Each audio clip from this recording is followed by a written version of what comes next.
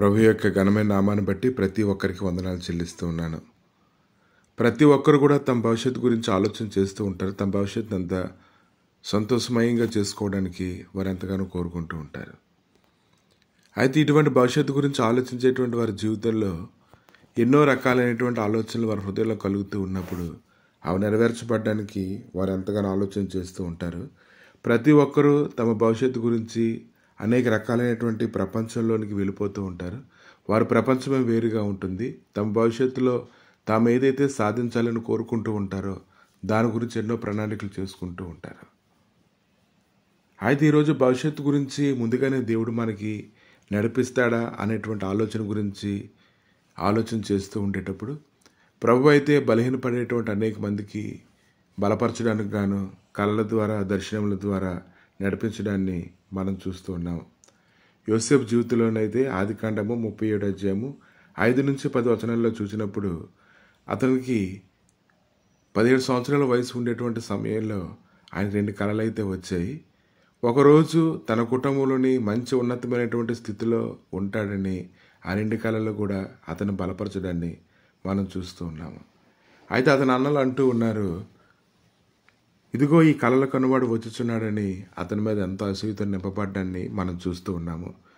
కనుక ప్రతి ఒక్కరి జీవితంలో కూడా తమ భవిష్యత్తు గురించినటువంటి చింత ఉంది. తమ భవిష్యత్తుని చక్కగా తీర్చిదిద్దుకోవడానికి వారొక దర్శనమునైతే కలిగి ఉన్నారు. కానీ ఈ దినాన అన్ని కళలు అన్ని దర్శనాలు కూడా ప్రభు ఇచ్చినవి కావు. అది మనం గుర్తుపట్టగలిగేటువంటి స్థితిలో మనం ఉండాలి. చాలామంది తాము కొద్ది రోజుల్లోనే ఉన్నతమైన స్థితిలోకి వెళ్ళిపోతామని కళలు కంటూ ఉంటారు.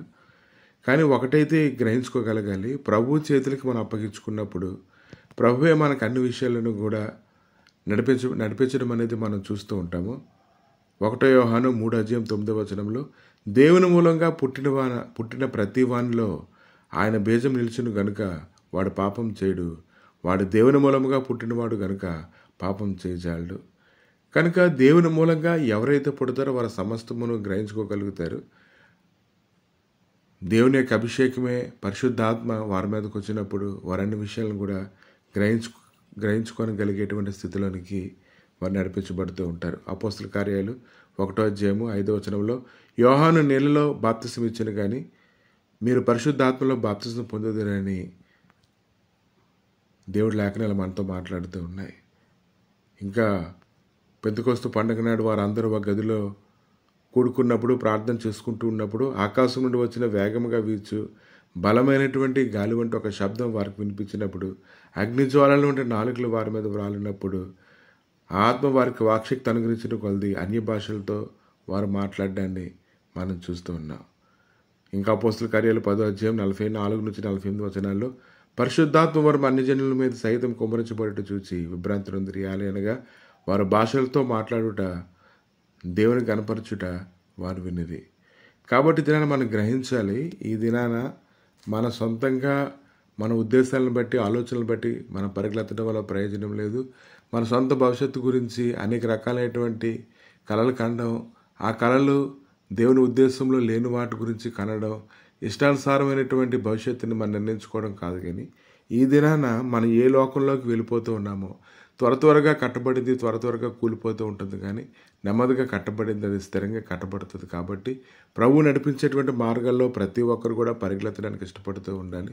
అనేకమైనవి లోకంలో ఆకర్షించి వాటిని అనేక మందిని ప్రేరేపిస్తూ ఉన్నప్పుడు అవి ఎటువంటివో వారు ఎరిగి దానిని బట్టి ఆయన మూలముగా పుట్టిన వారైతే గ్రహించుకోగలిగేటువంటి శక్తి పొందినటువంటి వారుగా ఉండి ప్రతి విషయంలో కూడా శ్రేష్టమైన భవిష్యత్తులోనికి వెళ్ళడానికి గాను ఆ నడిపింపు కింద వారు కోరుకుంటూ ఉండాలి. కాబట్టి ఈరోజు నీ లోకంలో ఏముందనేది నువ్వు గ్రహించుకోగలగాలి. నువ్వు ఎటువంటి లోకంలో ఉన్నావో, ఎటువంటి కళలు కంటూ ఉన్నావో, అవి నిజమైనవో కావో, అవి నెరవేర్చబడతాయి లేదో కూడా అనేటువంటి గ్రహింపు కూడా ఈరోజు నీలోనే ఉండాలి. ప్రభా, మీ దయగలిగిన హస్తాలకి నాయన ఈ సమయంలో అప్పగించుకొని ప్రార్థన చేస్తుండగా ప్రతి ఒక్కరికి తమ భవిష్యత్తు గురించి చింతన బట్టి అనేక కళలు కంటూ ఉంటారు. దేవా నాయన, శ్రేష్టమైనటువంటి వాటిలో అడుగు పెట్టాలని, శ్రేష్టమైన వాటిని పొందుకోవాలని, స్థిరమైనటువంటి జీవితం జీవించాలని ఆశపడుతూ ఉంటారు. కానీ ఏదైనా నీ మూలంగా పుట్టినటువంటి వారైతే ప్రభా సమస్తమును గ్రహించుకుంటారు. కనుక నాయన నీ ఆత్మ మూలంగా తండ్రి నాయన పుట్టడానికి గాను ప్రతి ఒక్కరికి కృప దయచేసి నీ నెమ్మదితోనూ నీ సమాధానంతో నీ మహిమతో నీ నడిపించి బలపరచమని యేసుక్రీస్తు నామములు అడిగి వేడుకుంటున్నాము తండ్రి. ఆమెన్.